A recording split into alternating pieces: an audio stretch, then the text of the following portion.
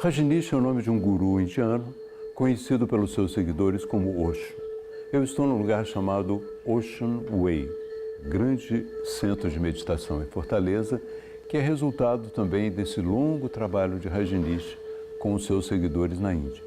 Depois que ele morreu, alguns centros de meditação foram construídos no mundo, sem a sua presença. E aqui é um dos mais importantes da atualidade. Eu vou fazer uma visita ao centro aqui de Fortaleza.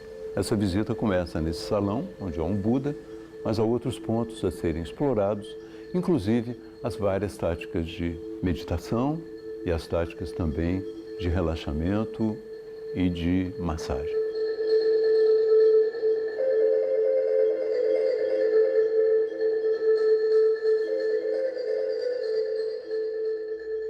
Mind's whole structure is based on confusion.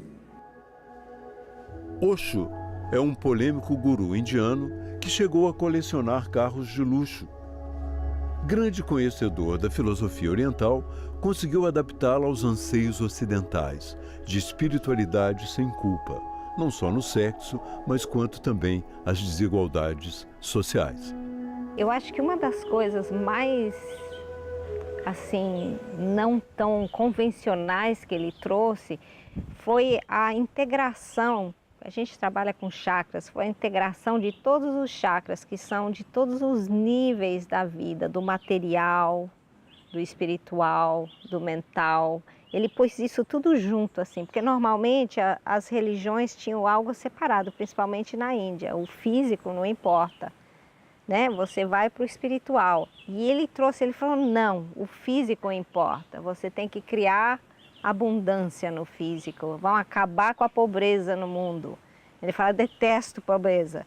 Então, ele tentou realmente decondicionar a ideia religiosa que a gente tinha de separação do corpo do espírito. Então, ele trouxe isso junto. Na verdade, não muitas pessoas conhecem o Osho na visão dele, porque ele virou o guru do sexo na época, então foi aquela confusão. Esse aspecto favoreceu muito a popularização, né? Porque ele trazia uma visão espiritual, oriental, que ao mesmo tempo coincidia com o liberalismo sexual do Ocidente. Da época, então, né? essa fusão foi bastante popular. É uma reestruturação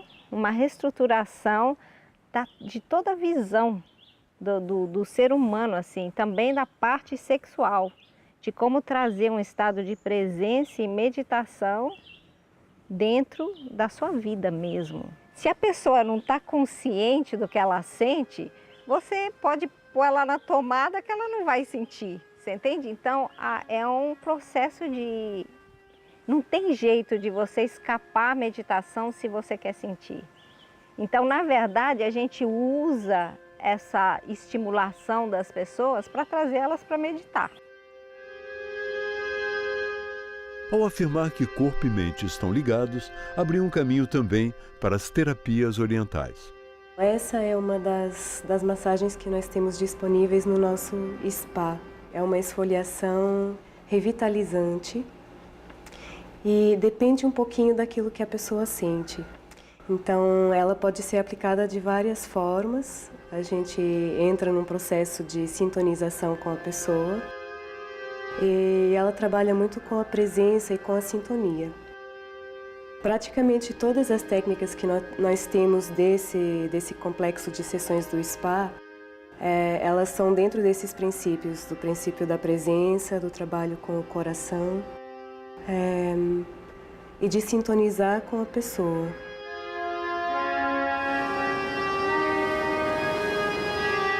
O centro de meditação está a 60 quilômetros de Fortaleza e faz fronteira com as dunas da mais importante praia da cidade de Arcatraz, a Prainha. O lugar aqui chama Oceanic. Isso. E eu me pergunto se vocês... É claro, Osho por causa do Osho, mas o Oceanic é por causa da prainha aqui, essa praia linda que tem perto, não? Mas é uma praia bonita.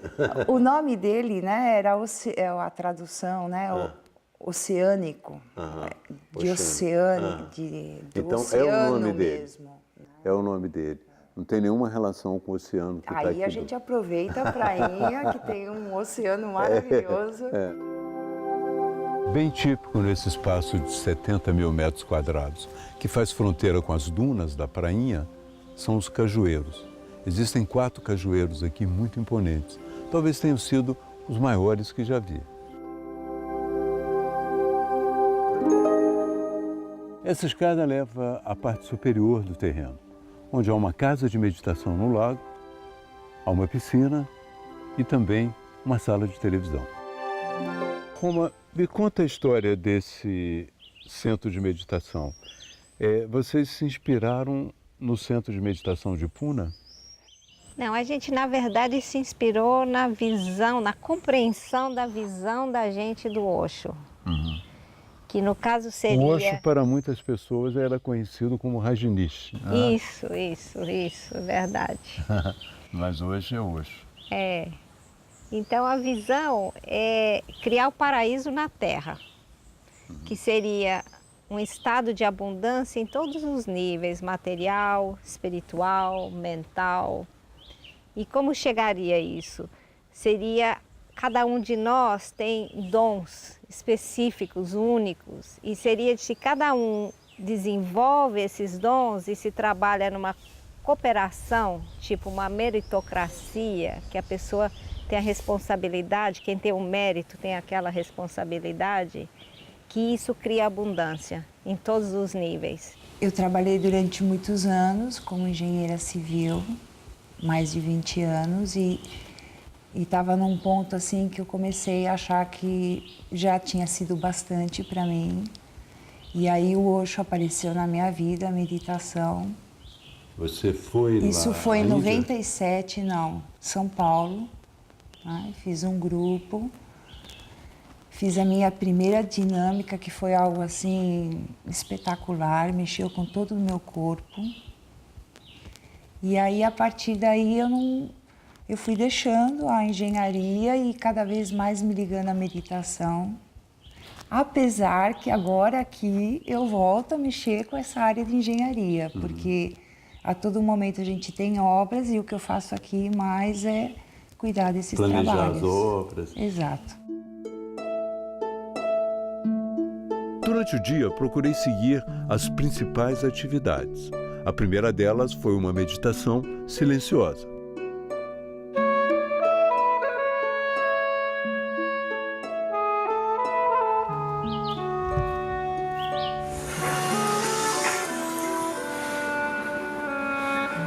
Depois de um almoço, com vegetais, peixe e arroz integral, tive uma ideia do que definem como meditação ativa. O fundamental da gente é o se conhecer mesmo. Então a gente usa várias técnicas, mas a base do local mesmo são as meditações ativas. Tanto que a gente tem 3 por dia, porque é o que mantém a gente são e trabalhando juntos, senão dá confusão. Quando eu fui a Puna, havia lá uma meditação muito popular, chamada meditação caótica. Sim. E a gente utilizava a respiração de uma forma caótica mesmo. Isso. Agora, a meditação ativa, o que é?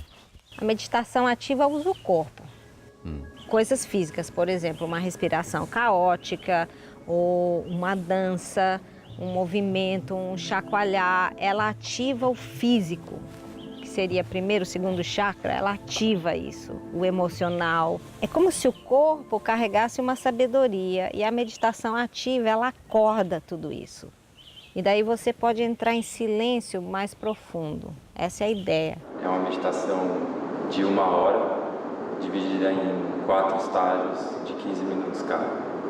O primeiro estágio é um chacoalhar, onde a gente permite o chacoalhar acontecer no corpo. O segundo estágio é uma dança. Vai ter uma música que vai mudar e é o estágio onde você conecta com o corpo e vê aonde o corpo está se movendo. O terceiro estágio, de também 15 minutos, é vai ter uns sinos na música, e aí você pode ou permanecer de pé ou se sentar. E aí é um estágio mais de observação. E o último estágio, todo mundo ou de pé ou sentado se deita no chão, e é o estágio do silêncio e do relaxamento.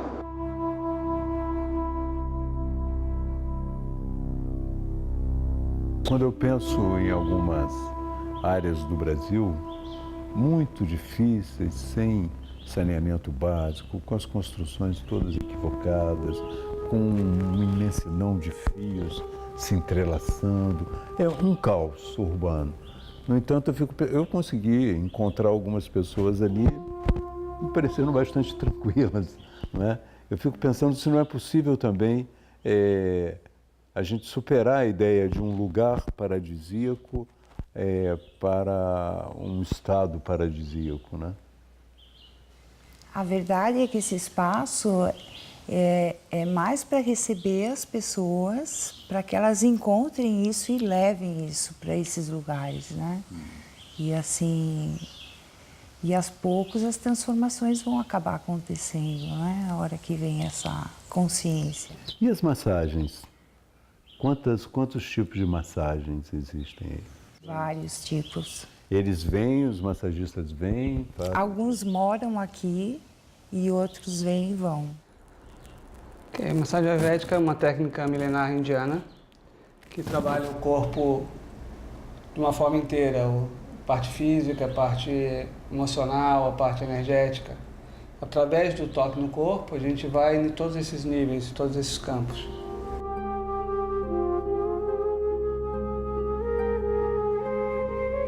A noite é um momento especial.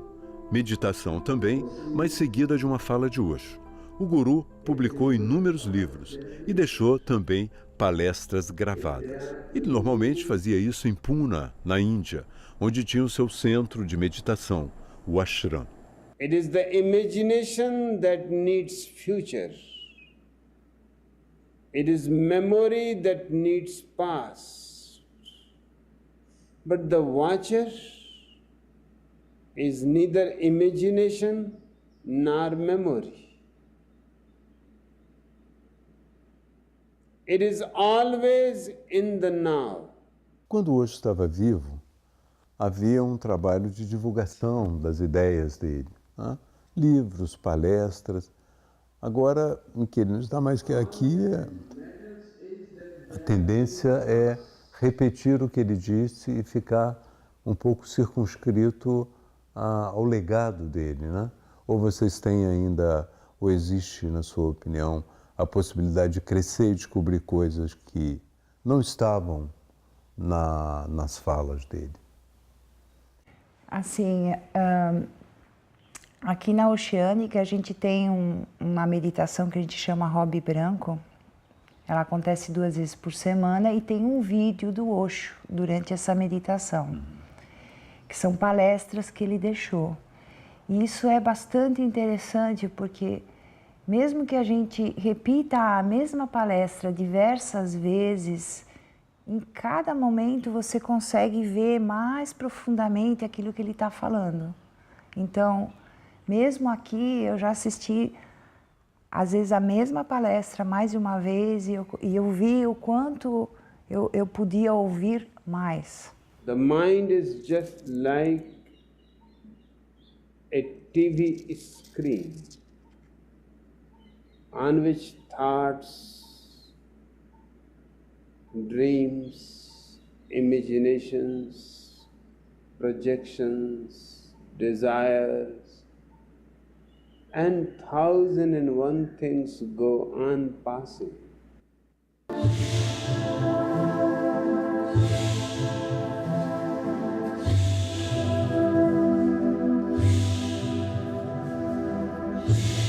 It is a miracle of nature that out of dirty mud and water, it brings out one of the most beautiful flowers in existence. But mud and water are not lotus flowers. Uma administração regida por alemães permitiu que quase tudo que ele deixou fosse preservado. As pessoas que vêm já têm uma noção de quem foi o Osho, do que ele pensava, do que era basicamente a sua filosofia, ou às vezes vêm porque nem sabem? Nem sabe. Às vezes chega gente de paraquedas aqui, viu não sei aonde, mas o que a gente não é nem um centro oficial do Osho, porque a gente é aberto também para outras pessoas alugarem o espaço. Então a gente é um centro de meditação, na linha do Osho. Agora, por exemplo, na América do Sul, a gente é o maior centro do Osho nesse momento. Acho que até na América Latina, né, no momento. E esse lugar foi assim, a gente falou, vamos juntar.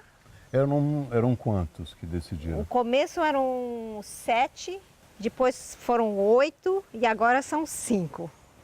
Então, de parceiros básicos que botaram as suas reservas, tudo junto para criar esse espaço.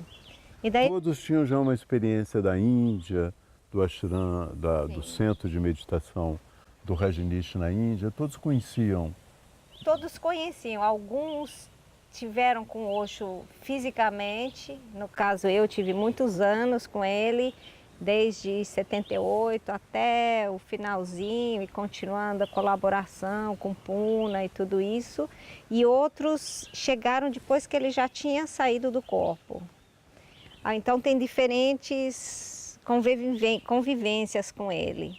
E também era um grupo que fazia parte da Escola de Mistério do Osho, que estava localizada nos Estados Unidos, depois que o Osho saiu do corpo, que era a Osho Academy. Então que aí alguns de nós saíram de lá e viemos para cá. E conseguiram achar esse terreno, né? Sim, tipo assim, uma daquelas mágicas que acontece, aquelas coincidências, né, gente, porque tinha várias coisas prontas já. E quando a gente viu o espaço da Casa do Lago lá atrás, a gente falou, é nosso. Uhum. Aí botamos tudo junto e começou. Como o lugar era grande, a gente sentiu que era grande demais para a gente. A gente falou, temos que abrir isso.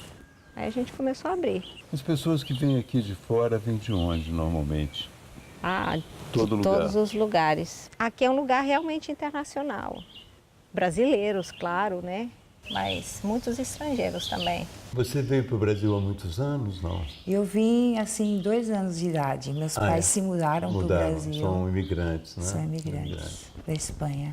E aqui a vida? Como é a vida para você aqui? Você passa muito tempo aqui, vive aqui direto? Desde que, assim, esses últimos 7 anos, praticamente eu fico aqui. Saio para São Paulo poucas vezes. Assim, o lugar ele está acontecendo ainda, né? Ele está nascendo. Você não sente falta de uma existência que a gente chama normal, né? Família, encontros, amigos, bares, essas coisas. Na verdade, aqui a gente tem tudo isso aqui dentro, Vocês sabe? sintetizam aqui. Tem. Vocês com esse espaço aqui, para se financiar, como é que fazem? Como é que fazem? A gente tem, quer dizer, tem vários jeitos. Um que a gente banca mesmo, as pessoas, os donos. A gente segura... Quantos são os donos? Os donos são 5 no momento. E temos também, por exemplo, agora uma companhia de eventos que está promovendo grupos específicos, tá? Que são... Tem treinamentos de terapeutas mesmo que a gente dá aqui. Com adeptos ricos que fazem doações e participantes da classe média internacional, o Centro de Fortaleza é o maior do continente. Já está fazendo a sua 2ª piscina e o projeto é construir o paraíso dentro de si mesmo. Desfrutá-lo entre árvores, massagens, meditação e um terreno protegido por altos muros.